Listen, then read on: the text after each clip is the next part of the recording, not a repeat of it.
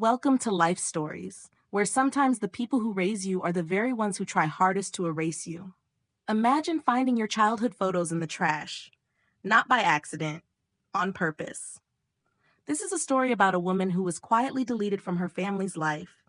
No fight, no farewell, just silence and empty photo frames. But what they didn't count on was her son finding the truth. And once a child asks, "Why don't they want me?" You can't go back. This story will break your heart, challenge what you think family means, and make you question the cost of keeping the peace. Because sometimes choosing peace means setting the fire yourself. Now, take a deep breath. Let's go back to where it all began. They say family is forever. But what they don't say, what no one says, is that sometimes it's forever only for the ones who stay in the frame. Ava stood by the recycling bin outside her parents' former home in Vermont, her fingers trembling as they brushed against a torn photo, one she hadn't seen in years. It was a picture of her holding Jonah, her son, on his first birthday. His tiny hands were grasping her sweater. Her smile was weary but proud. She remembered that day vividly. Vera, her mother, had demanded they print it for the wall. "First grandson," she had said. "He deserves to be seen." Now the photo was creased down the middle, her face nearly ripped in two. Jonah stood silently beside her, staring down at the scattered remains of their existence in that bin. A crumpled birthday card he had made, a drawing labeled "Our Family" in blocky crayon letters. The kind of things you only throw away when you're trying to forget someone on purpose. "They moved and didn't tell us," Jonah whispered, not quite asking. Ava didn't answer. Her throat had closed too tightly for words. She reached out, gently closed the bin, and laid her palm on the lid like it was a gravestone. It hadn't always been like this. There was a time when she and her sister Brittany would bake cookies in this driveway, their laughter bouncing off the garage walls while Ron grilled hot dogs in his retro Giants apron. A time when Linda would press pressed flowers into books and say things like, "Family is our root system." But roots, Ava had learned, could rot if you pretended the poison wasn't there. She hadn't spoken to her family since Christmas. Not really. A few stilted texts, an invitation to a Sunday dinner that felt more like bait than a bridge. She'd gone, for Jonah's sake. He was 10. He still believed in grandmas and cousins and houses that smelled like garlic bread. And that night when they arrived, she'd told herself it didn't matter that no one had saved them a seat, or that Jonah's handmade drawing was set beside the shoe rack without a word. She told herself it was enough that he smiled, that he got to be a part of something. But it wasn't. Not really. Because now, standing in front of this empty house, she understood what had been gnawing at her for months. The photo wall had been redone. The family group chat had gone quiet. The parties came and went without them. The silence hadn't been passive. It had been active. Engineered. Erasure doesn't always come with slamming doors and screaming matches. Sometimes it comes dressed as politeness, as phrases like "things are just tense right now" or "we're trying to keep the peace." But peace wasn't the goal. Silence was. Ava opened her phone and scrolled to the voicemail from her mother last week. "You know," Linda's voice had said, sweet but sharp, "if we hadn't had to help you so much during your divorce, maybe our retirement wouldn't be in such a mess." That was the first time Ava had realized the truth. Her mother didn't see Jonah as a gift. She saw him as debt. Back in the car, Jonah sat quietly, watching the window with that same blank stillness Ava had started to recognize as armor. He didn't ask questions anymore. Not the big ones. He just said things like, "I guess they don't like vanilla," when a box of homemade cupcakes was refused at the door. Or, "Maybe if I were more like Liam, they'd love me too," after seeing his cousin's birthday pictures online. What do you say to a child who has done nothing but love and has been cast aside for it? That night, after Jonah fell asleep clutching his stuffed otter, Ava sat at the kitchen table with her laptop. She poured through old voicemails, texts, screenshots, not for nostalgia, but for evidence, because she finally understood. This wasn't personal grief anymore. It was systemic harm. And it wasn't just hurting her. It was shaping her son. By morning, the cease and desist letter had been drafted, and in the middle of the afternoon, just as Ava was slicing apples for Jonah's lunch, her phone buzzed with a single cold message. If you ruin this family, you'll regret it. Brittany Ava stared at the screen. She didn't cry. She didn't flinch. Instead, she flipped the phone face down and watched the reflection of her son playing in the backyard. His arms stretched like airplane wings, his voice singing a made-up song to the clouds. And for the first time in years, she didn't feel erased. She felt ready. Have you ever realized someone wasn't forgetting you? They were removing you? Can love still be love when it's used as a weapon? What Brittany didn't know, what none of them knew, was that Ava had already begun rewriting the story. And in the next chapter, silence won't be protection. It will be proof. The letter arrived on a Wednesday. It wasn't official looking. No law firm header. No return address. Just a plain white envelope tucked between the electric bill and a coupon flyer, Ava's name written in Linda's rigid, upright cursive. She recognized it instantly. Her mother's handwriting hadn't changed in 30 years. It was the same script that once labeled lunchboxes and birthday cards. That familiarity now felt like a trick of the light, something that used to mean safety, but now flickered with something colder. She didn't open it right away. Instead, she laid it on the kitchen counter beside the groceries. Let it sit while she unpacked a bag of grapes Jonah liked half frozen. The envelope sat there like a loaded gun no one had declared, humming with weight in its silence. When she finally peeled it open, there was no apology, no reckoning, no acknowledgement, just a single line. We didn't think you'd go this far. Maybe we misunderstood you. Maybe we were wrong. No love, Mom. No, we want to talk. Just a breadcrumb dressed as a bridge.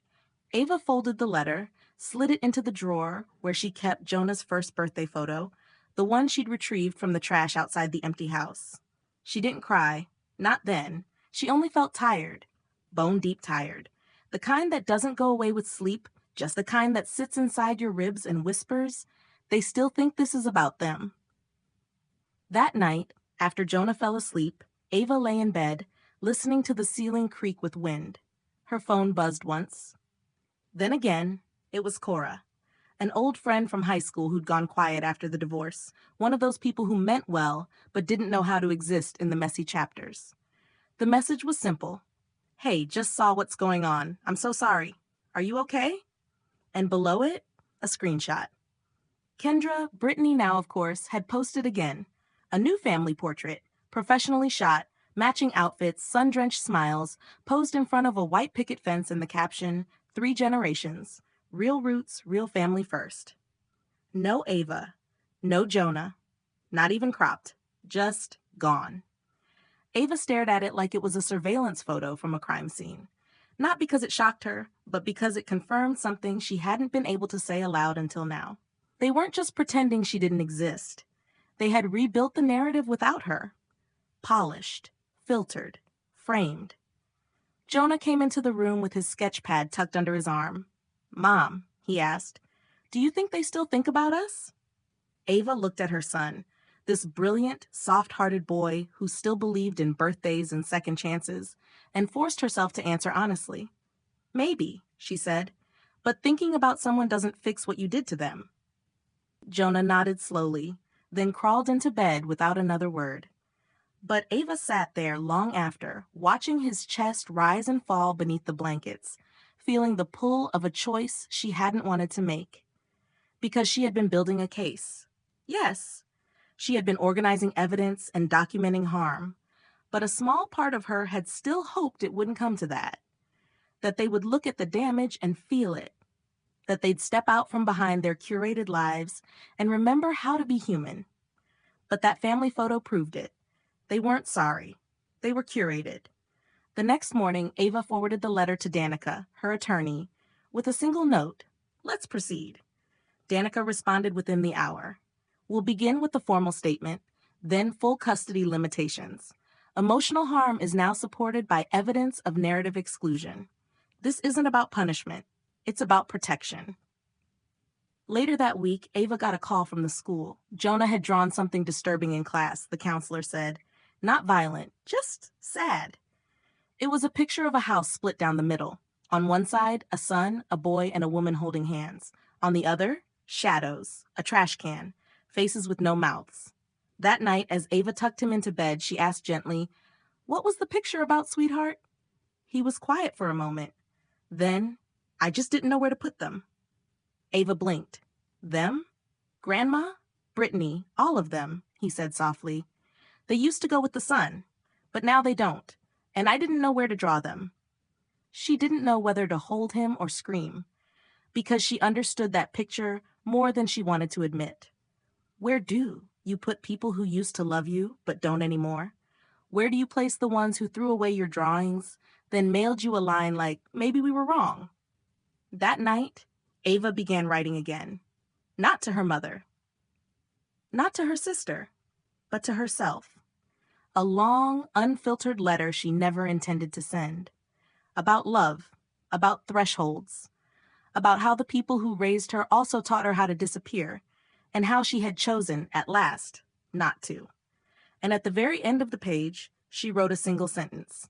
"Let them build their story. We're building something real."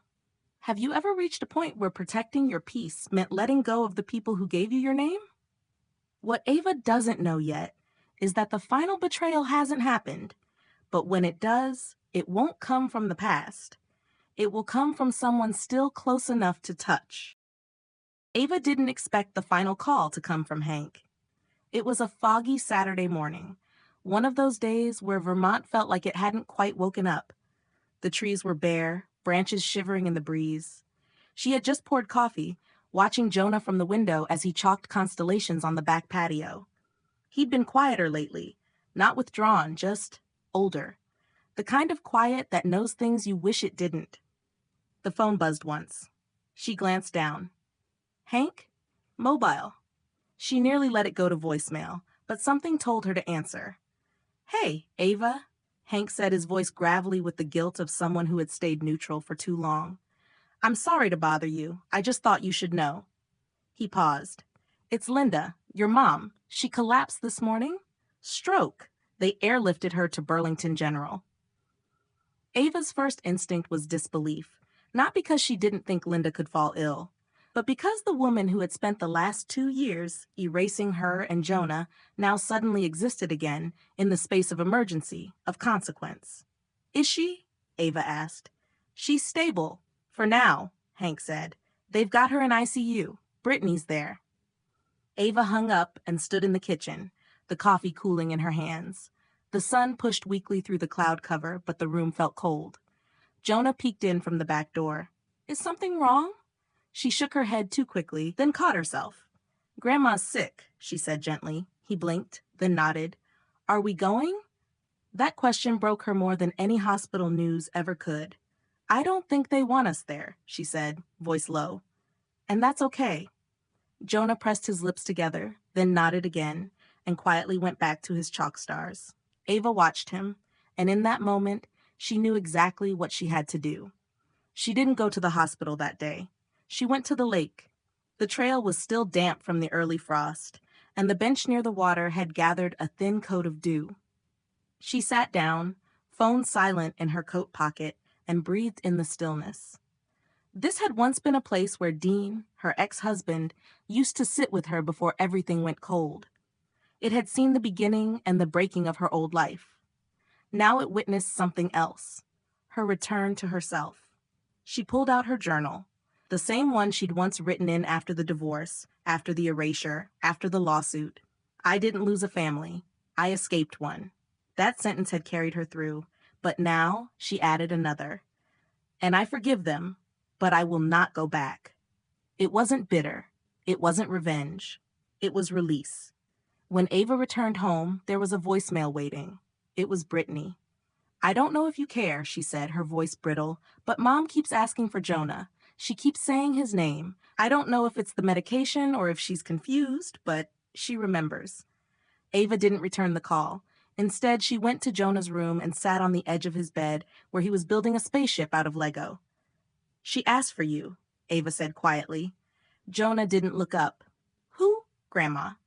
He paused, one hand resting on a tiny plastic wing. "What do you think she wants?" Ava considered the question. "Maybe to undo something. Maybe just to be seen one more time." Jonah set down the Lego and looked up at her. "Are we going?" This time she answered differently. "No," she said, "because what she wants isn't the same as what you need." Jonah nodded again. He didn't cry. He just leaned forward and hugged her tight. Ava held him there in that small, quiet room filled with toy galaxies and paper suns, and felt something shift, not in him, but in her. A few days later, Linda passed. There was no grand announcement, no obituary that named Ava or Jonah, no funeral invitation, but one afternoon a package arrived on the porch. No return address, just a small box and a note. Inside, an old photograph, uncreased, unripped. It was Ava, age 6, grinning in the backyard, Linda behind her, caught mid-laugh. The note read, "She kept this in her wallet. All these years." Ava stood there in the hallway, staring at the photo. It should have made her cry, but it didn't. It didn't change anything. But it did remind her of a truth she'd buried beneath the weight of betrayal, that even the people who hurt us most are still just people. A week later, Ava and Jonah visited Edgar, the neighbor who never left. They brought apple pie and stories about the stars. Jonah beat him at chess again. This time it was close.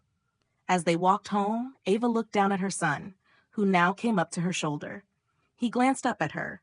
"Do you think it's okay to miss people who weren't good to you?" She took his hand. "I think it's human."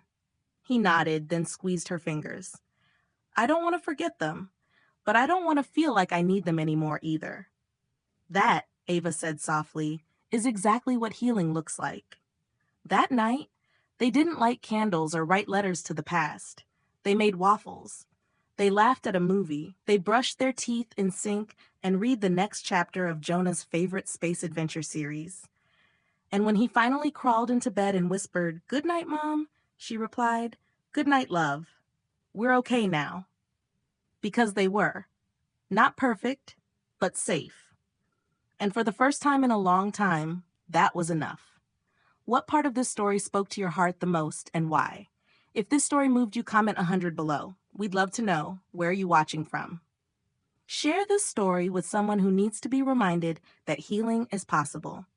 Thank you for watching Life Stories.